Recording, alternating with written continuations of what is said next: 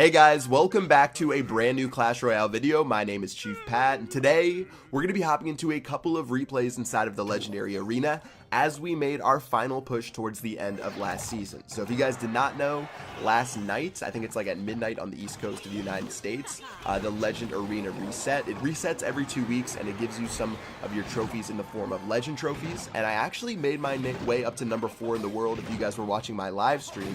Before I tilted like crazy, I lost 5 straight matches and I dropped from number 4 in the world all the way down to number 46. I was losing like 45 trophies every loss that I had. I was really sad, so I took a break for about an hour or two, hung out with some of my buddies, and then I got back on to do a little bit more pushing, and that's what happened to climb back up to the top. Now let me show you guys some of the replays. I'll show you where I ended up towards the end of the video. As you can tell by the title, this video is all about giant skeleton explosions. I had a lot of giant skeletons reach the tower during the push, and you guys already saw one reach the tower towards the very beginning of this raid. Now notice those 3 musketeers though. I did not expect the 3 musketeers. If I knew they were coming, I would have dropped the giant skeleton right in the center. So the giant bomb's actually gonna only kill one of the 3 musketeers. So we have to drop our Valkyrie right there. We're gonna have to drop our poison spell on that minion horde, and after those all die, we should be okay. And we repelled most of his push, only taking about 700 damage. So at this point, we can either throw some spear goblins down the right-hand side or use our poison spell to take out that tower. So that tower is pretty much as good as gone. And taking a look at the right-hand side of the map, he's making a little bit of a push. I can just go ahead and drop my Valkyrie and my cannon to protect that tower. And here come my spear goblins. He's going to try to throw some arrows and take him out. But honestly, my Valkyrie would have taken out the tower anyways. So I don't know if those arrows had a whole lot of value. And now we can sort of just sit back on defense, see what he does. And of course, drop our giant skeleton wherever we want, especially if he pushes down the right-hand side. Okay, so he does drop a golem, and I don't think I have a great play right here. So I just dropped my giant skeleton so they would meet at the center of the bridge. And I'm gonna go ahead and drop our 3 musketeers. Actually, all 3 of them were going right. I was trying to get 2 of them to go, or they're all gonna go left. I was trying to get 2 of them to go right. He's gonna play his own 3 musketeers. So this is setting up to be a pretty interesting battle. So let's drop our poison spell. Unfortunately, the poison spell was just outside of the radius of the princess, but I'm dropping a poison and a freeze. He drops his minion horde right there, but I don't think that minion horde is really going to do too much. And we were able to take him out on the left, able to take him out on the right, and with the prince barreling down the lane, of course our goblins will be able to stop him in his tracks, and the Valkyrie will clean up the rest. So with 10 seconds left in this battle, not really too much else he can do. Giant skeleton going down the right-hand side, a second giant skeleton going down the right-hand side, as well as our Valkyrie cleaning up those 3 musketeers. That's going to do it for this one. Pretty simple battle after that initial push with our giant skeleton exploding the tower, and a 1 crown to 0 victory using this deck against Prince Fear. So hopping into match number 2, looks like we're playing a completely different deck. He's going to be rocking the Dark Prince, Spear Goblins, a couple of other things. Still using the golem like Prince Fear was using, so let's see how he uses it. Honestly, I don't think the golem is too strong inside of this meta right now, but let's go and see what he does. As he pushes with the Dark Prince down the left-hand lane, we're just going to play our goblins to try to clean up some of those troops, and the Dark Prince is going to die before it reaches the tower, and now we have a push going down the right-hand side.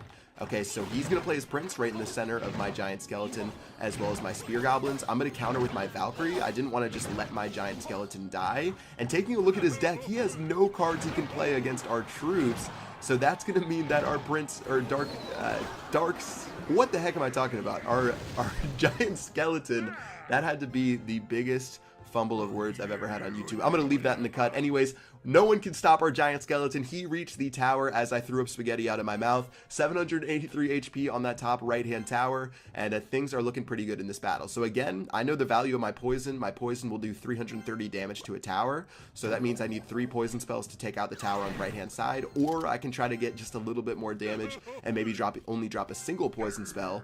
And check out how I split my 3 musketeers. I know a lot of people hate how the 3 musketeers can get countered by lightning, fireball, all of those things, but if you can actually split them, you can generally have a good shot of dealing some decent damage on one of the sides. Honestly, I think leaving 1 musketeer by itself is pretty underrated, and that's what I did right here. The 1 musketeer was able to get at least 1 hit off on the tower. The other 2 musketeers helped stop that Dark Prince push, and now we're just going to play a little bit of defense with our giant skeleton.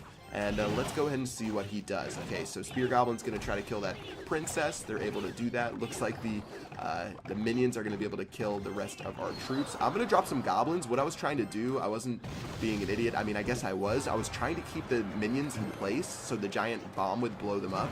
But unfortunately, goblins died way too quickly. I had to drop a Valkyrie or something like that. So a noble effort, but honestly, it didn't work out towards the end. And now we're just going to set up to see what he plays next. Okay, so he's going to play an Elixir Collector followed up by a Golem. I'm going to use my first Poison spell on all three of those. So I used it on the Elixir Collector, the Tower, the King Tower, as well as the Golem. So 4 in total. And notice how I hit the King Tower. I know that I don't need to hit that right-hand tower anymore, so I don't mind waking up the King. It's really a pretty solid idea. I know I just need one more Poison spell. That's my condition to win the game. Looks like on the left-hand side he has a pretty massive push, so let's go ahead and freeze that. Unfortunately, the Princess just demolished our 3 Musketeers, so we're going to have to play a little bit more defense on the right-hand side than I thought we would. As we drop our Valkyrie in the center, the Giant Bomb should explode the rest of the troops on the left. Spear Goblin's going to stop that Prince on the right, and that is going to give us the game. Things got a little bit hairy. Just have to drop that Poison spell right there onto that tower. Even if the Prince charged the tower, he wouldn't have enough damage to kill it, I don't think. So Goblins cleaned that one up for us, and that will wrap it up for a clean 1 crown to 0 victory.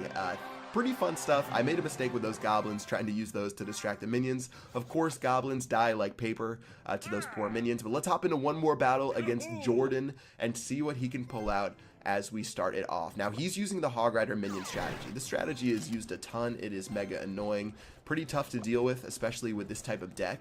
You can see he has the Fireball. This deck is actually one of the biggest counters to my deck that I'm running right now. It has a lot of answers, so gonna be a little bit tough, but let's go ahead and make a push down the left-hand lane with the Giant Skeleton as well as the single Musketeer, seeing as the Musketeers on the right-hand side are just a little bit too injured to continue right there. However, a very good Valkyrie by Jordan. That's going to end up taking out both of our troops. Looks like the Giant Bomb should be able to walk over and destroy that Musketeer right there. I guess the Musketeer is going to walk over and get exploded by the Giant Bomb. Let's go ahead and reset on defense, see what Jordan does as he's prepping a Hog Rider. Let's see what we can do to fight back. Okay, so Hog Rider Goblins, super common. We can drop our Valkyrie. We don't have our cannon, which would have obviously been the perfect counter.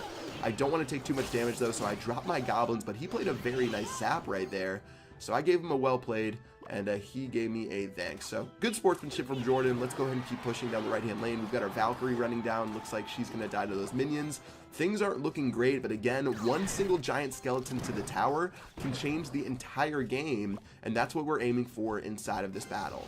So fireballing both of our Musketeers, pretty smart play by him. Looks like our 3 Musketeer on the right is going to get caught up by his own Musketeer, so that means that we're sort of just going to reset, and we just have to find our way through in this base. The good thing about this strategy that we're using is if you reach the tower, the game's pretty much over, as long as you can get a lead right there. So let's just go ahead and keep doing that. Giant Skeleton's going to go down. This is only the second Giant Skeleton we played in this match. Let's see how Jordan responds. He just got full on Elixir, and it looks like he's going to spam some Goblins in the back. Honestly, those Goblins did absolutely nothing. The 2 on the left are going to die before they hit the tower, as well as the 1 on the right is just going to give me more time for my Giant Skeleton to make its way down the lane. But still, another good set of minions right there. They will get blown up, I think, by the tower. Only one of them will. So again, another set of Musketeers running down the lane. And yeah, things are pretty sad. This is the best we can really do, is just sort of split him up and see what we can do. But he's playing pretty well. Let's go ahead and try to freeze right here. We're going to freeze the Musketeer. We're going to freeze the cannon. But take a look at our Giant Skeleton. Our Giant Skeleton has finally made its way to the tower. I don't think I played many free spells, if any free spells throughout this battle. So take a look at the left-hand side. From 1935 health all the way down to 546. That means only 2 more poison spells and we can win the game. And just like that, a battle turns on its head. Only 1 poison spell is what you need to change the battle. I'm going to drop our first one right here. That'll help kill the Musketeer as well, so we're getting good value.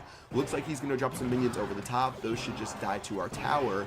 And at this point, just have to defend against this Hog Rider right here. So let's go ahead and freeze that. Fireball is going to miss our Goblins, and that should pretty much be game as we cycle back to our poison spell, giving us, again, another 1 crown to 0 victory using this strategy. So far so good. I made a really good push last night. I know I said I tilted. I lost like 5 in a row and dropped down to number 46.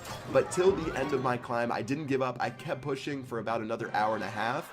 And I ended up reaching number 4 in the world before I went to bed with only 4 hours left in the season, which ended up pretty well. towards the very end. So I ended up number 4 at the end of the push. You can see right now I got number 8 for the season. I think I was like 2 trophies away from number 6, but of course I was sleeping, couldn't really do too much about it.